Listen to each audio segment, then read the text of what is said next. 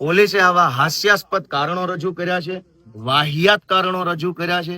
ચૈતર વસાવા જેવા લોકનાયકને, આદિવાસી ટાઈગરને ફસાવવા માટે થઈને આવી હાવ બાળકો જેવી રમતિયાળ વાતો રિમાન્ડ રિપોર્ટમાં લખીને લાવીને કોર્ટમાં મૂક્યા છે. એના ઉપરથી સાબિત થાય છે કે આખી ઘટના ઉપજાવી કાઢવામાં આવી છે. આવી કોઈ ઘટના બની નથી. ચૈતર વસાવા ફરિયાદ આપવા ગયાની ફરિયાદ લીધી નથી.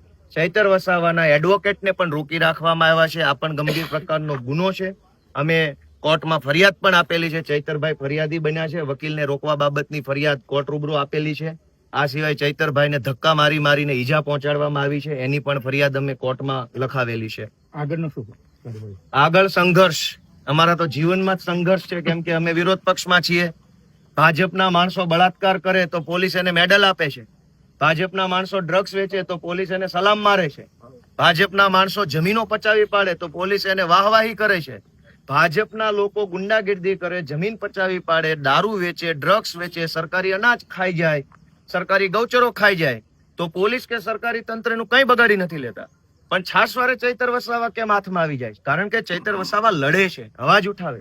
આ ગુજરાતની વિધાનસભામાં જ્યાં ચૈતરભાઈ વસાવા બેસે છે, એ જ વિધાનસભાની અંદર ભાજપનો ધારાસભ્ય પ્રાંતિજનો ગજેન્દ્રસિંહ બળાત્કારનો આરોપી છે.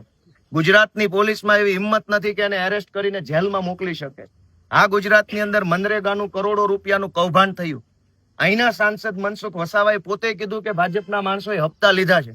કા નર્મદા જિલ્લામાંથી પોલીસ અધિકારીઓ ભાજપના લોકોને મનરેગામાં એરેસ્ટ નથી કરતા.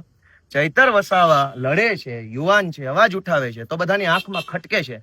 એટલે અમારી વિનંતી છે કે ગુજરાતની જનતા સાથ આપે, સહયોગ આપે.